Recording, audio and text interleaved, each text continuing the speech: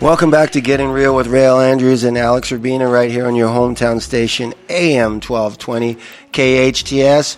Don't forget to give us a call at 661-298-5487. That's 661-298-KHTS. Download your free AM 1220 KHTS app so you can take us with you anywhere. We're talking about dysfunctional versus functional. So I'm just going to jump right in there because when I think dysfunctional, man, I might get in trouble for this one. But hey, I think Donald Trump. I mean, what is going on? Is that not like the epitome of dysfunctional? Yeah, I was telling my wife, it was like, it's kind of like when you make a lot of money and the world seems to equate money with success, and you're the person people listen to, and he could probably walk in a room and do a motivational speech, and you got probably 100,000 people that are sitting there taking notes from him. But when you're conscious and you're really at a high level of awareness, and you really look at some of the things he's doing and the way he shows up, you can really see the arrogance and the ego so huge, so inflated. It's so superficial. I think that the masses, a lot of the masses that are unconscious to a certain level, can't see it. They're stuck on this one. They're stuck on a guy who keeps talking about their frustrations, and when they're unconsciously frustrated about something, you have this person he's just hitting all targets. It's getting you riled up. So you're just fired up. He for a lot of people, he is the person that is the one that they've been waiting for. I mean, he actually said, did you hear this? He said, I could walk out in Times Square and shoot somebody and still get elected president. I mean, does he think about what he says? No, I don't. And he's serious. He's not joking. No, I know, but he lives in his own world. It's an illusion that, and you know what? And I'm going to take responsibility for it because I am part of the world. I think I have co-created that, and at a collective consciousness. I, meaning me and you and everyone else, have co-created this guy because no one has said, you know what, enough is enough. At some point, we've created even the madmen in our world, the leaders we've co-created those people to a certain point because of our own unconsciousness and our own fears, and none of us wanting to step up and say, no, you don't get to keep reigning terror, and you don't get to keep being this egomaniac, and no. But people don't say no. People say, yes, sir, what do you need? Because they want something from him. Everyone around him wants something from him. What do they want? They want money. They want his name. That, he, to some degree, he's successful in business, so people want that. It's all driven around money and his power and all that. But we've really created this monster, and now he's to the point where he has the audacity to run for president and be the spokesperson for the United States of the world. But they're cheering him on. Isn't he like leading in the polls or something? That's crazy. It's funny. I don't really follow him. No, me neither, but you can't miss it a little bit. Oh yeah, it's entertaining. Yeah. It's entertaining. But I love how he likes to remind people that he's leading in the polls. I looked at my wife one day and I said, what's funny is that every time he gets on, he tells us what the polls are. He will tell you that, whether he's leading or not. It's funny. He could, if we looked him up right now, he could probably be the lowest one. But every time he goes on TV, he tells people, I'm leading right now. I'm the front runner, and people will probably believe it because he said it. That's what's scarier, is that you can just lie to people on TV, on the radio. You can just lie to them flat out with no conscience, and people will believe whatever you tell them. Well, I know it's crazy. I don't want to spend our whole show talking about him, but it is dysfunctional. What I'd like to do is break down some distinctions of what dysfunctions look like. So I'll just, from my point of view, there's some interpersonal dysfunctions that you may or may not have that's getting in your way of getting yourself to the next level. And it's really probably transparent, like you can't really see them. And so some of those things, what they might look like is some interpersonal addictions that we have as human beings. One of them could be being right. If you're operating from the being right mode, you're probably in a lot of disagreements and a lot of arguments because you have this interpersonal addiction to being right about the way you see it from your point of view. And that could be a dysfunction that gets in the way of people trusting you or wanting to be in business with you, and so if you, nobody likes to know it all. and that's something that if you are totally unaware of it and it's just part of your DNA, so to speak, you have no idea that you're turning people off. Because there's no openness. You're not open to like, okay, I never thought about it like that. There's no open-mindedness to you. You're just everything you think is just the way it is, and you're very righteous, and that could be sabotaging your results. Another interpersonal addiction and a major dysfunction could be being in control, wanting to really be in control of things that the universe. I love you, honey. The universe has these laws. They're called universal laws, and one of them is that you can only control things that are internally, your own thoughts, your own opinions, your own choices, your own points of view, your own feelings. But I don't know where the illusion is, but the illusion is there's a line there where the illusion in most people, they live in the illusion that they can control other people, or even their mind. They say, Alex, I know I can't control them, but when you get really down to it, they want to control them. They want you to say what they want, they want you to show up the way they want to see you. There are certain things that they are in resistance to that you're doing, or actions that you're choosing that they don't like. It's all this psychological resistance to however you're showing up and the choices you're making in your own life. They don't like it. But when you really break it down, it's a control issue. They really want you to do things the way they want you to do it.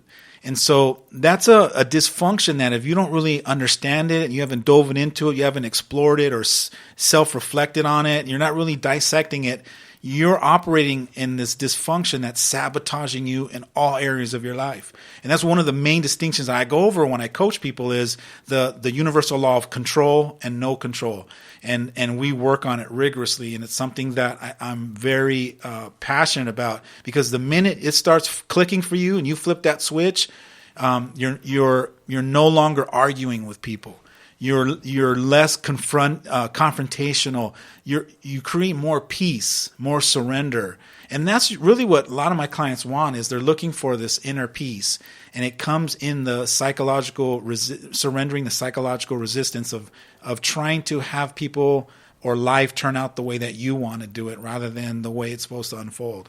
I love just jump on that for a sec, Alec. I love when you said, and it's made a huge difference in my life because of that.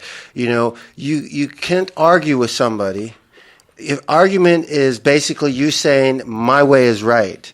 And I love how you say, how arrogant of me to think that you should think exactly like me, because people have choices. That's right. When you get to that point in mind and you're just like, you know what, I've never thought about that. It's okay. You don't get upset and you don't argue. And if we make agreements, if we make an agreement, especially with our partners, right? Our wives or husbands, if we sat down and said, look, let's make an agreement that we agree to disagree. And you see it your way, I see it my way. That's what makes it special. It makes you unique. You and me is I don't see it the way you see it, and you see it the way you see it. But what if we found some common ground? And what if we, just learned how to appreciate that and honor that of each other?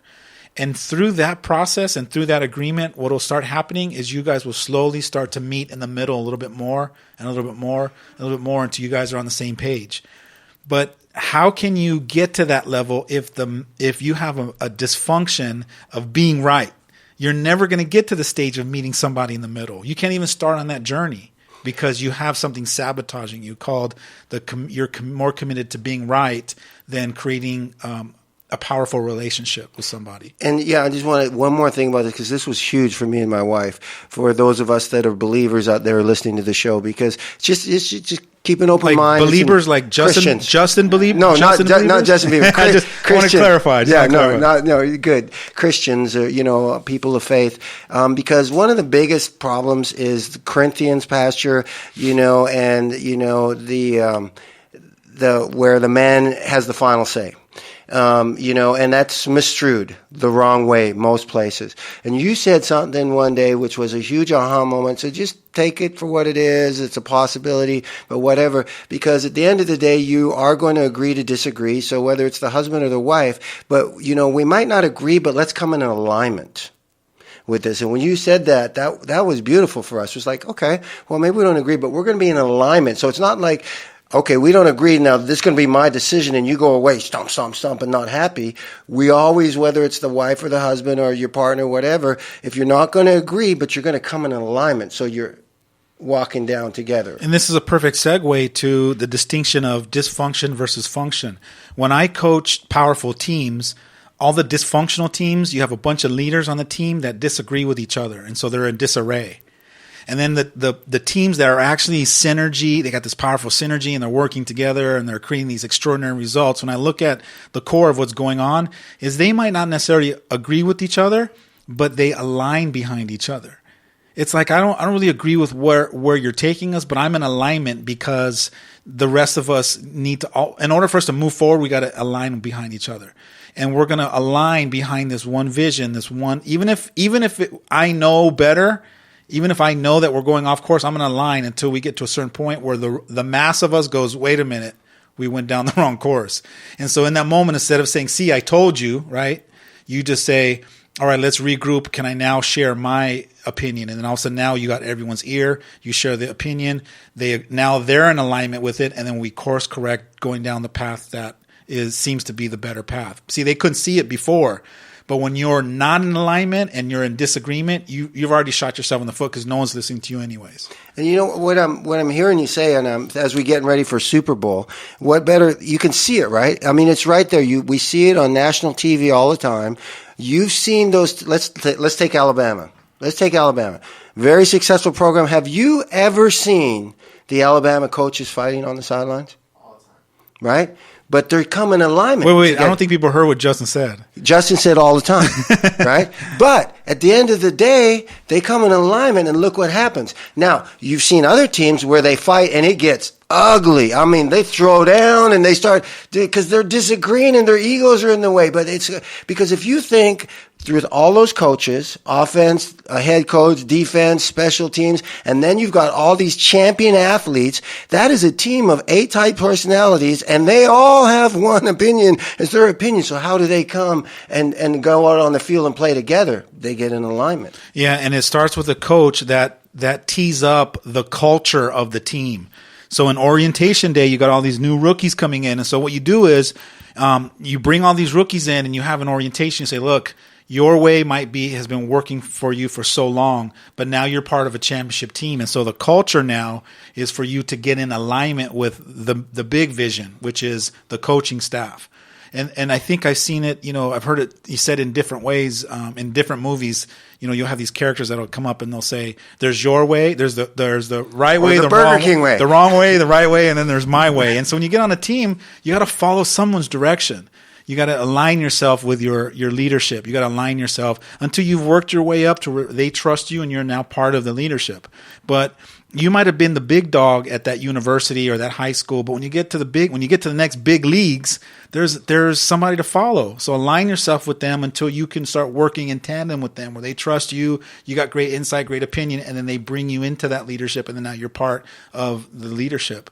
But you can't just bring I'm the top dog, I know all the answers, and try to insert yourself in there, because you're going to just label yourself as dysfunctional and they can't work with you, and then you're now traded. Yeah, and you go 360 degrees or 180 degrees. Justin's been around it. I've been around it. You can see that, there's no coincidence. In youth football, okay, I'm going youth football, 9 and 10-year-olds, 11-year-olds, and we've all been part of this. And you got this team. These guys are kicking. They're doing dirty stuff. They're punching. They're getting in fights. And these parents are, man, what a bunch of those kids are great. It's got nothing to do with the kids. That starts with the coaches. The kids didn't just show up and start playing. How do you have one team respectful, yes sir, polite, they do everything, and this other team is taking cheap shots? That's the coaches. Yeah. And the coaches determine the culture. And the culture of the team is dirty play allowed, or is it overlooked, or is dysfunction allowed? Oh yeah, or is it that we just live in the illusion? We look the other way. So when a kid's doing that, does the coach look the other way, or does he jump in there and grab him by his arm, pull him out, and go, "Wait, ho, we don't play like that. That's not cowboy football, or that's not whatever football team you're on. You just got to decide and let everybody know that's not the way we operate. You have to have some functionality. You have to have a system set up to be championship. You got to have some kind of a culture set up so that you're inviting people to come in and get in alignment with that so that you can win. I want to go over a couple more dysfunctions.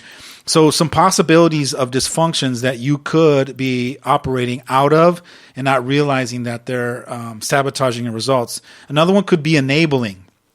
You could Huge. be you can love your kids so much that you overlove them to the point where you enable them from hitting rock bottom or paying a consequence or getting hurt.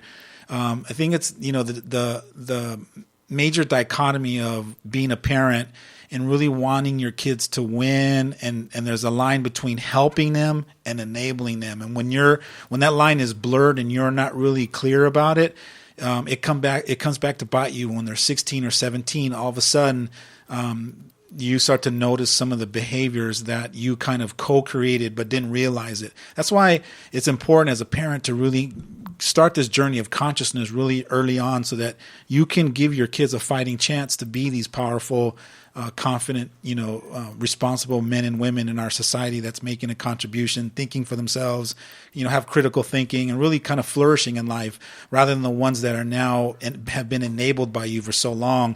And then you got that kind of dysfunction going on for themselves. And then there's a codependency possibility that you guys you've created a relationship where you're codependent on each other. And I visualize that like two mice on a hamster wheel, just going round and round and round. And we just keep, at the end of the night, we just, go to sleep and we try to ignore it. And then we wake up in the morning, everything starts off good again. And then all of a sudden we're arguing again. And it's just going every day, day after day, the same thing over and over again. And then there's making excuses could be a major dysfunction that you don't even realize. How I feel about those excuses. Yeah, you don't even realize that no one's really taught you what an excuse looks like. And if you're making excuses, most likely you're operating from the victim perspective. Like, this is happening to me. Look what you did. Had you not done that, rather than taking all of the victim perspectives and seeing if you can translate them into the responsible version. One of the greatest exercises that I've ever done in a transformational training is sitting down and doing an exercise where I picked 5 of my biggest victim statements. Look what you did. Had this not have happened, I would be here. And I picked up my top 5. And the trainer said, now I want you to take each one of those 5 and translate them into the responsible version. And I remember the very first time I struggled with it.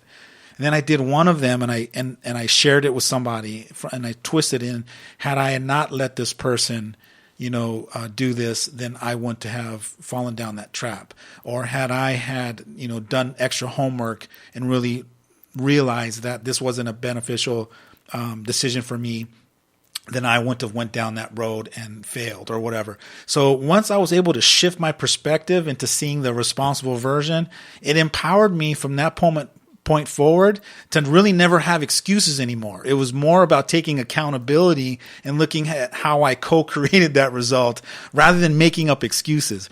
But that's big though. And people don't realize how often they make excuses and it's unconscious. Well, and Alex, as you say that, and because you know how I feel about excuses. Yeah. One of my saying is I don't. It makes me. I go Tasmanian devil. I don't make excuses. I don't take them. But you know what? I just realized. I think as I'm sitting here rewinding our journey together, you're the first person in my 53 years. You have never made one excuse in the whole time we've known each other.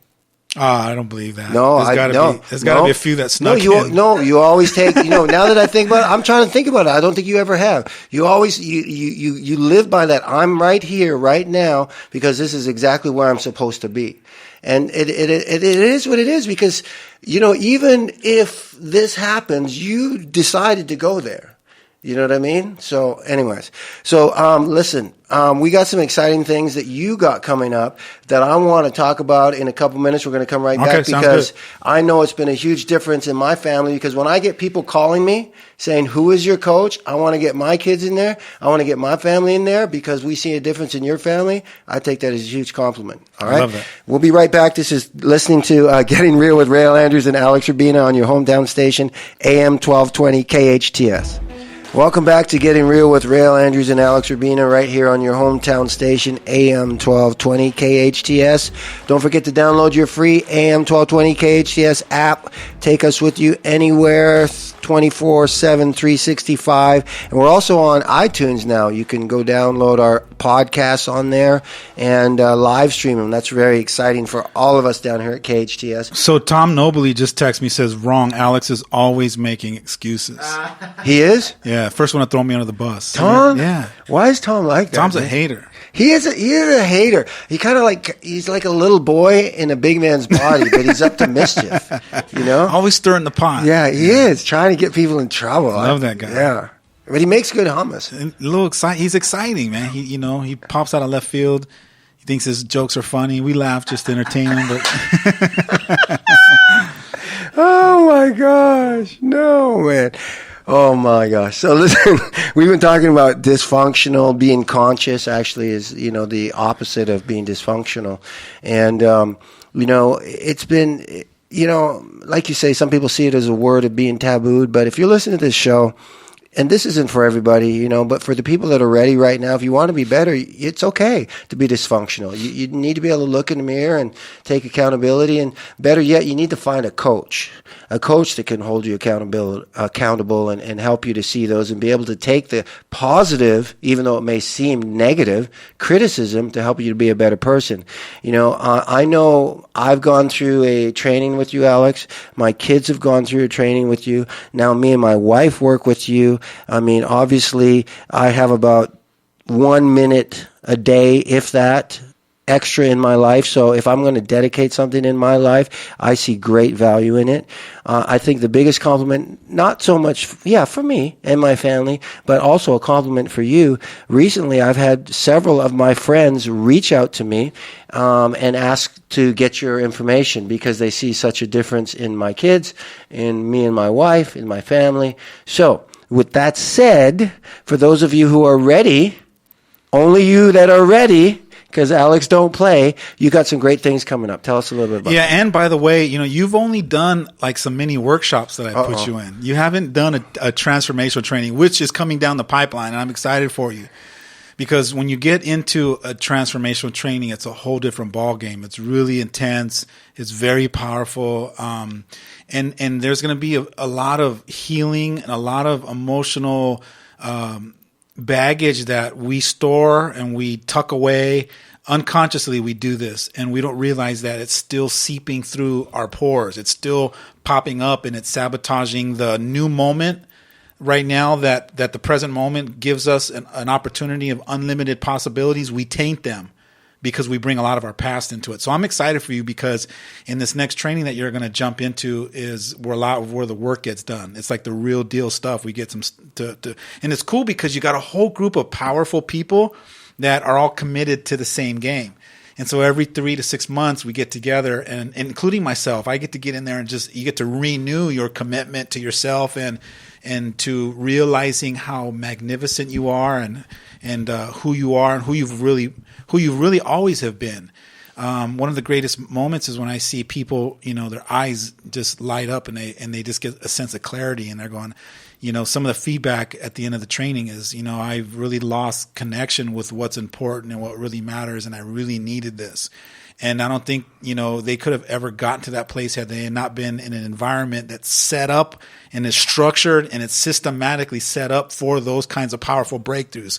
When I first started doing this work, I never knew that this type of technology existed until I was invited to a transformational training. And so, whether you know it or not, if you live in Santa Clarita Valley or surrounding areas, you really have a little hidden gem here in this training.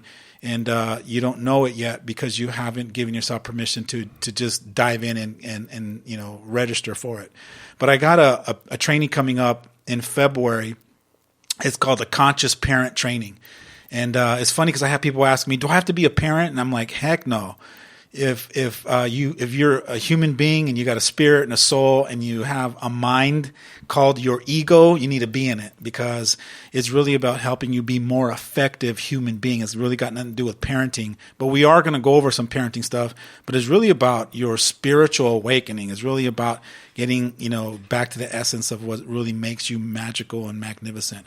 And that'll be at the end of February. I think the third weekend, it's the 21st, the 20th and 21st. And then the following weekend, I have another transformational teen training, the 27th and 28th. And that's actually being sponsored by an amazing gentleman, actually right next door to us, Arif Halaby, Total Financial Solutions. He decided to step up for the community and sponsor this one. So reach out to me, 661-505-5021, or go to KHTS and search me up. You'll find it. Awesome. So, hey, we really appreciate you here on Getting Real with Réal Andrews and Alex Urbina, and we hope you learned something today. We hope you were helpful. We'll see you next time. Take care. Have a great day. Peace. Booyah.